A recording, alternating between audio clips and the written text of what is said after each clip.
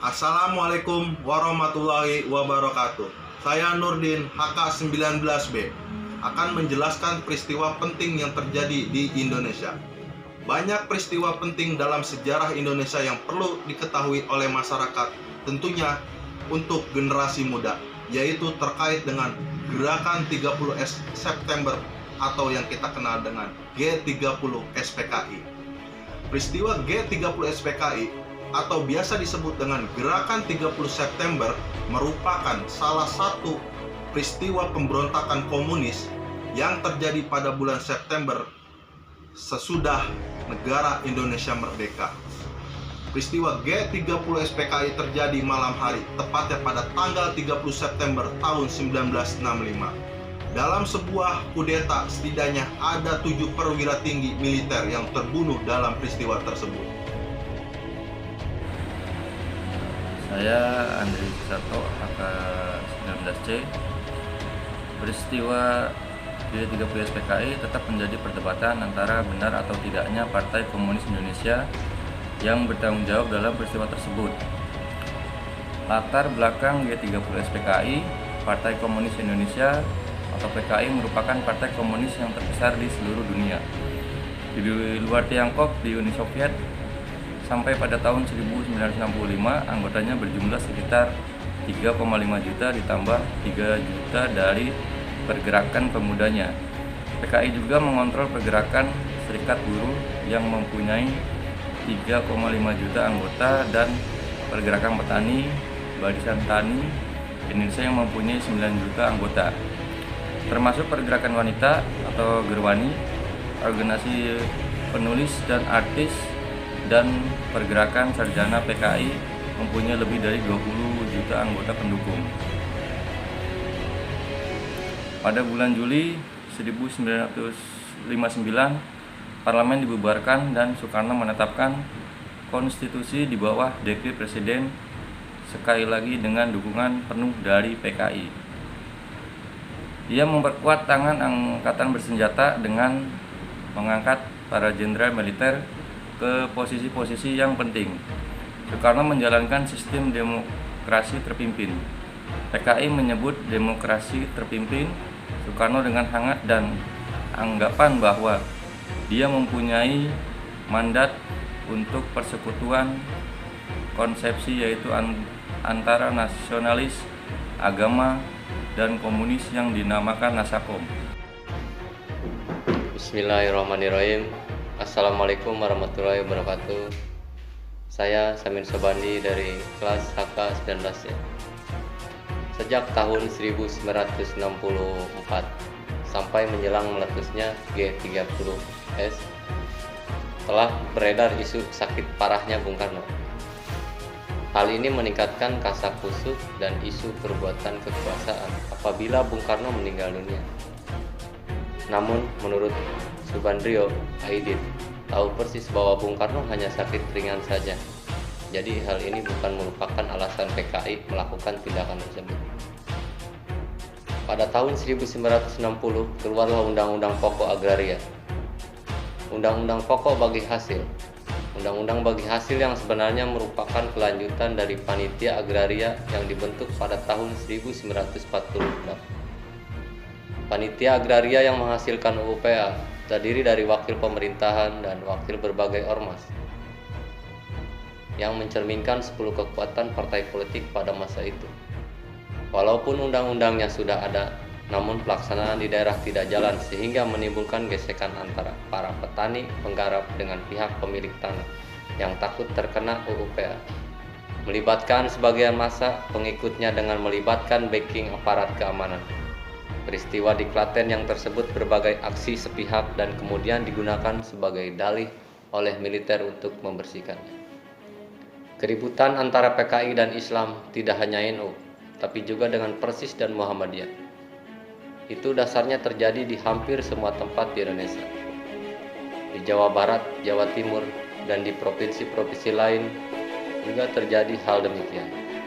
PKI di beberapa tempat bahkan sudah mengancam kiai-kiai bahwa mereka akan disembelih setelah tanggal 30 September 1965. Hal ini membuktikan bahwa seluruh elemen PKI mengetahui rencana kudeta 30 September tersebut.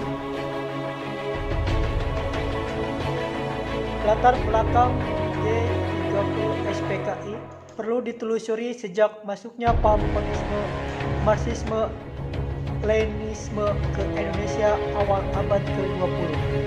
Penyusupnya ke dalam organisasi lain serta kaitannya dengan gerakan komunisme internasional.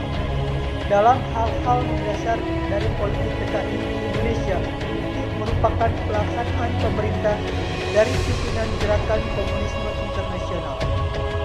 Persiapan PKI 1. Membentuk biro khusus di bawah pimpinan Syam Amaruzman. Tugas biro khusus adalah merancang dan mempersiapkan perebutan kekuasaan. 2. Menuntut dibentuknya Angkatan 5 yang terdiri atas buruh dan tani yang dipersenjatai. 3. Melakukan sabotase aksi sepihak dan aksi teror, sabotase terhadap transportasi kereta yang dilakukan aksi buruh kereta api pada Januari sampai Oktober 1964 yang mengakibatkan serentan kecelakaan kereta api seperti Purwokerto, Roya, Tasikmalaya, Bandung, dan Tanah Abang. Aksi sepihak misalnya peristiwa Jetol, Bandar Tekstil, dan peristiwa Indramayu. Aksi teror misalnya peristiwa Kanigoro Kidin. Hal itu dilakukan sebagai persiapan untuk melakukan kudeta. 4. Melakukan aksi fitnah terhadap ABRI khususnya TNI Angkatan Darat yang dianggap sebagai penghambat pelaksanaan programnya, yaitu dengan melancarkan isu Dewan Jenderal. Tujuannya untuk menghilangkan kepercayaan terhadap TNI Angkatan Darat dan mengadu domba antara TNI Angkatan Darat dengan Presiden Soekarno. 5. Melakukan latihan kemiliteran di Lubang Buaya, Pondok Gede, Jakarta. Latihan kemiliteran di Lubang Buaya, Pondok Gede, Jakarta. Latihan kemiliteran ini merupakan sarana persiapan untuk melakukan pemberontakan.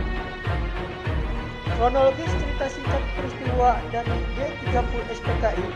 Peristiwa G30 SPKI bermula pada tanggal 1 Oktober dimulai dengan kasusnya penculikan 7 jenderal yang terdiri dari anggota staf tentara oleh sekelompok pasukan yang bergerak dari lapangan udara menuju Jakarta daerah selatan.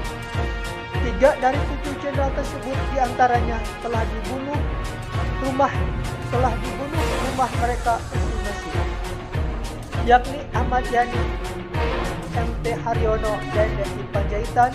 Sementara itu ketiga target lainnya yaitu Suprapto, S. Parman, dan Sutoyo ditangkap secara hidup-hidup. Abdul Haris Nasution yang menjadi target utama kelompok pasukan tersebut berhasil kabur setelah berusaha melompati dinding kedubes Irak. Berakhirnya peristiwa G30 SPKI. Operasi penumpasan G30 SPKI dimulai sejak tanggal 1 Oktober 1965.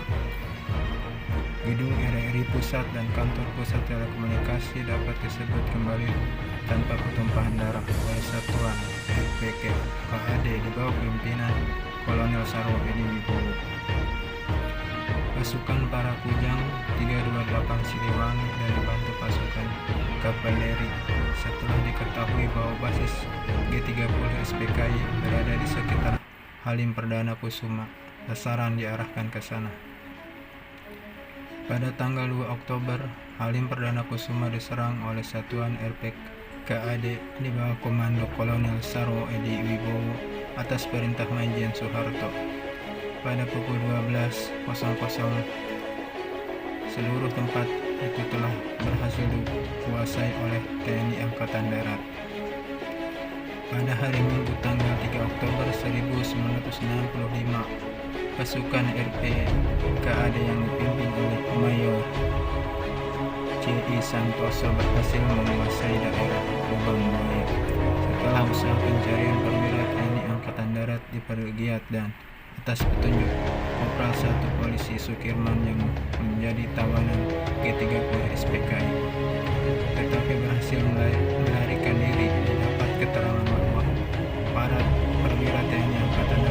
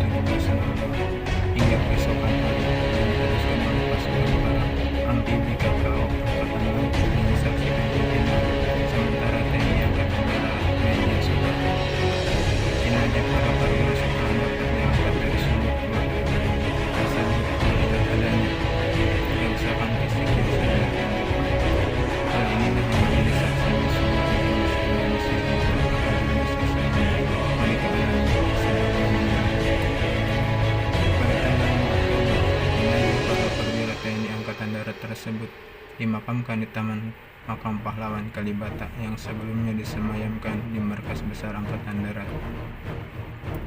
Pada tanggal 6 Oktober, dengan surat keputusan pemerintah yang diambil dalam sidang kabinet Dwi Korah, para perwira TNI Angkatan Darat tersebut ditetapkan sebagai pahlawan revolusi.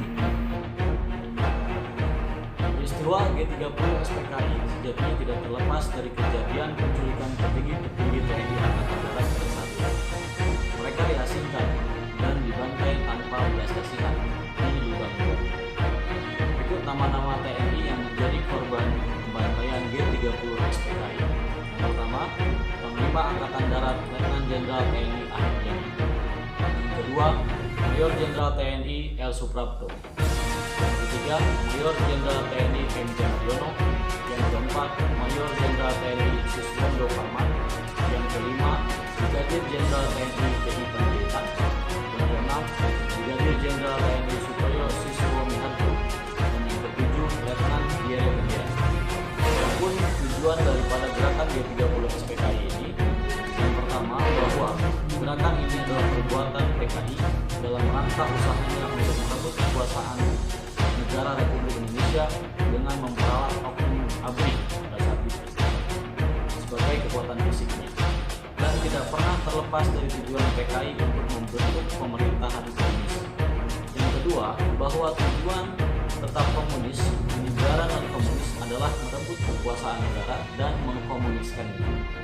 Yang ketiga, usaha tersebut dilakukan dalam jangka panjang dari generasi ke generasi secara berlanjut. Yang keempat, selanjutnya bahwa kegiatan yang dilakukan tidak pernah terlepas dari rangkaian kegiatan komunisme internasional. Adapun dampak pasca gerakan 30 September ini, antara lain secara politik telah lahir peta kekuatan politik baru, yaitu Tentara Angkatan Darat. Kemudian sampai bulan Desember 1965, PKI telah hancur sebagai kekuatan politik di Indonesia, dan kekuasaan serta pamor politik Presiden Soekarno telah memudar. Dan secara sosial telah terjadi penangkapan dan pembunuhan terhadap orang-orang PKI atau yang dianggap sebagai PKI yang tidak semuanya melalui proses pengadilan dengan jumlah yang relatif banyak. Demikian yang dapat kami sampaikan tentang peristiwa G30 SPKI. Mohon maaf jika ada kekurangan di dalam kelompok kami. Selebihnya kami mohon koreksi daripada dosen pengampu jati diri bangsa. Sekian, terima kasih.